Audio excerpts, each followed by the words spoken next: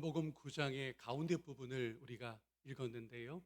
앞서 시각장애인을 예수님이 치유하셨고 지금은 바리새인들이 이것을 문제 삼아 조사하는 상황입니다. 앞을 보게 된 사람은 빛 가운데 거하게 되었는데 그의 부모도 더욱이 바리새인들은 멀쩡히 보면서도 어두움 가운데 있습니다. 빛에 거하면이라는 제목으로 말씀 나누겠습니다. 우선 안식일 위반으로 조사받는 상황을 짚어보면 좋겠어요. 14절에 이렇게 되어 있습니다. 예수께서 진흙을 이겨 눈을 뜨게 하신 날은 안식일이라. 우리가 잘 이해해야 할 대목인데요. 진흙을 이겼다는 것이 문제가 되고 있습니다. 당시의 안식일 규정이 어떠했기에 이것이 문제로 보였을까요?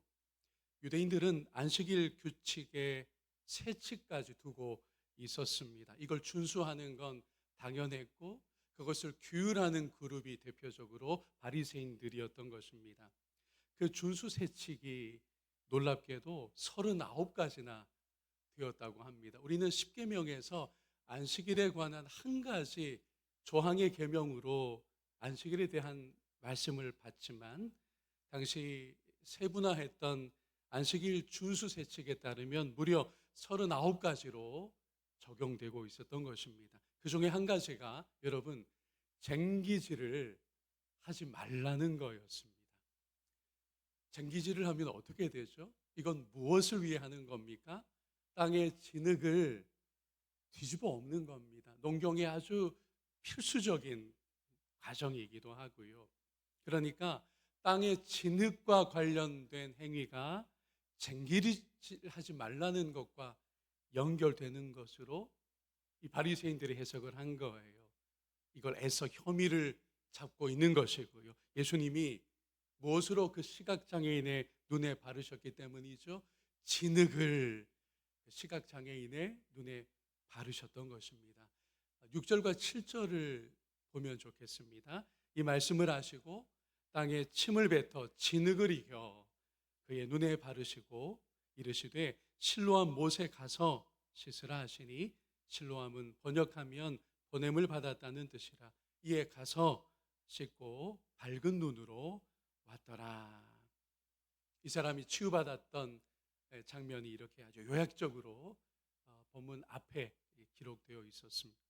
바리새인들은 방금 우리가 6절과 7절을 읽었는데 두 가지 위반으로 크게 보고 있었던 거예요. 첫째는 우리가 지금 주목하고 있는 대로 진흙으로 작업했다는 것입니다. 둘째는 그 시각장애인을 실로암 못까지 가게 만들었다는 것도 문제였던 겁니다. 이 두 가지를 증거 삼아서 고소하려고 합니다. 바리새인들이요. 이들은 당시 유대 사회에서 종교 경찰이었어요.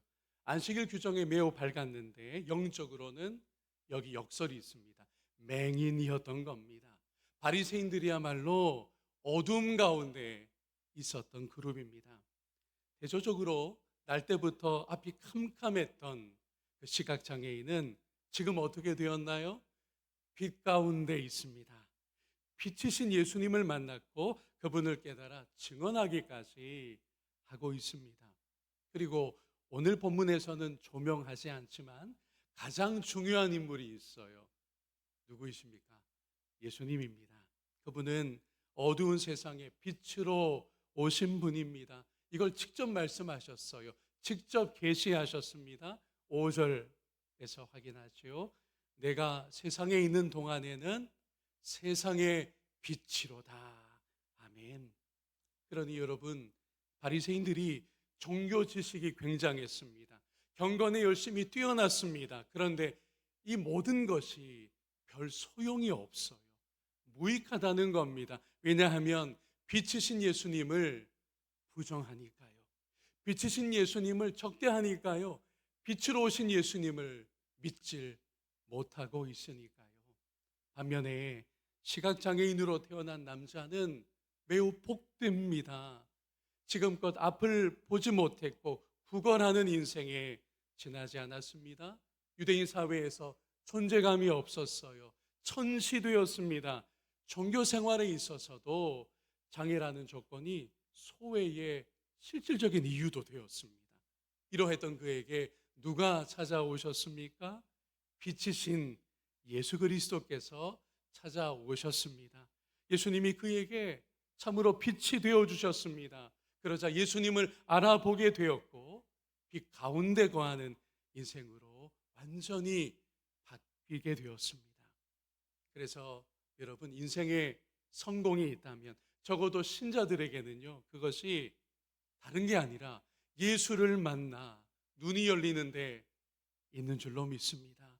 인생의 성공은요, 빛이신 예수 안에 거하는 데 있는 것입니다. 그러면 예수님이라는 참된 생명의 길이 눈앞에 활짝 열리는 거니까요, 다시는 어둠에 헤매지 않고 허상도 따르지 않게 되는 것이니까요, 예수님은 진리요 생명이시기에 세상의 힘 앞에서도 예수님을 붙들면, 예수님을 영접하면 담대하게 나아갈 수 있는 것입니다. 치유된 시각장애인이 그러합니다. 예수님을 알아보았습니다. 종교 권력인 바리새인들 앞에서는 담대해졌고요, 예수 그리스도를 증언하기에 주저하지를 않습니다. 17절 말씀입니다. 이에 맹인되었던 자에게 다시 묻되 그 사람이 내 눈을 뜨게 하였으니 너는 그를 어떠한 사람이라 하느냐? 대답하되, 우리가 함께 대답할까요? 선지자니이다 하니. 아멘. 이겁니다. 그분은, 나의 눈을 뜨게 하신 그분은, 빛이신 그분은 적어도 선지자이십니다. 신앙 지식이 적었을 이 시각장애인이 그 지식의 전문가 그룹인 바리새인들을 압도하는 순간입니다. 주눅들어 살아온 이 시각장애인이 종교 권력을 떨치는 바리새인들을 능가하는 순간인 거예요. 그분은 선지자이십니다 라고 증언하고 선포함으로써요, 여러분, 이 지식이 어떻게 가능했을까요? 이 담대함이 어떻게 가능했을까요? 빛이신 예수님을 만났기 때문입니다. 이제는 빛이신 예수님에게 거하기 때문인 거예요. 오늘 우리에게도 그러함을 저는 확신하고 여러분을 축복합니다. 예수를 만나 진리가 보이고 현실만이 아닌 영원히 우리 눈에 들어오며 마음의 그늘이 사라지는 그 빛 되신 주님의 임재가 여러분의 삶을 오늘도 힘있게 할 줄로 믿습니다. 이 시점에서 우리가 주목할 본문의 제3의 등장인물들이 있어요. 치유된 시각장애인의 부모입니다. 이들은 바리새인만큼 어둡지는 않았지만 그렇다고 밝아진 것도 아니었어요. 이들이 치유를 증언하면 유대교에서 출교당할 위협이 있다는 걸 깨닫고는 소극적인 반응을 보이기에 우리가 이 시각장애인의 부모를 그 중간쯤에서 자리 잡게 할 수 있다는 거죠. 완전히 어둡지는 않습니다. 바리새인 같지는 않아요. 그렇다고 회복된 자기 아들만큼 밝아지지는 못한 상태입니다. 20절로 22절까지가 그래서 다시 읽어야 할 중요한 부분입니다. 그 부모가 대답하여 이르되 이 사람이 우리 아들인 것과 맹인으로 난 것을 아나이다. 그러나 지금 어떻게 해서 보는지 또는 누가 그 눈을 뜨게 하였는지 이 부분부터 소극적이에요. 우리는 알지 못하나이다. 그에게 물어보소서. 그가 장성하였으니 자기 일을 말하리이다. 그 부모가 이렇게 말하는 것은 이미 유대인이 누구든지 예수를 그리스도라 시인하는 자는 어떻게 하기로요? 출교하기로. 이건 심각한 위협입니다. 출교하기로 결의하였으므로 그 부모들이 무서워하고 있었던 것입니다. 여러분, 눈을 뜨게 된 기적이 어찌 아들만의 일, 곧 자기 일일 뿐일까요? 부모의 표현을 잘 보셔야 돼요. 그가 자기 일을 말할 겁니다. 자기 일만이 아닙니다. 이건 부모의 일이에요. 자기 아들이 평생을 앞을 못 본 채 살아오다가 이제 보게 되었는데 어찌 저 아들의 일이에요. 가서 아들에게 물어보세요. 라고 할 수 있느냐라는 겁니다. 집안의 기적이요.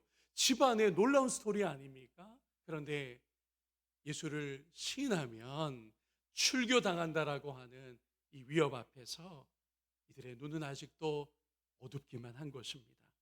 이 부모가 대답하지 않고 증언을 아들에게만 떠넘기는 것은 이 놀라운 기적과 그 기적의 주인이신 예수 그리스도에 대하여 아직 믿음의 반응이 열리질 않고 있었던 것입니다. 빛이신 예수님이 오셨으나 그 빛 가운데 거하지 않고 있는 이 부모의 현 주소가 혹시 우리의 모습은 아닐지 두려운 마음으로 이 말씀 앞에 섰으면 좋겠어요. 아들에게는 그 빛이 임하였으나 그 빛을 온전히 믿지 못하는 부모의 모습에서 우리 자신이 경각심을 가져야 할 것 같습니다. 설교를 정리하면서 오늘의 기도 제목으로 삼았으면 하는데요.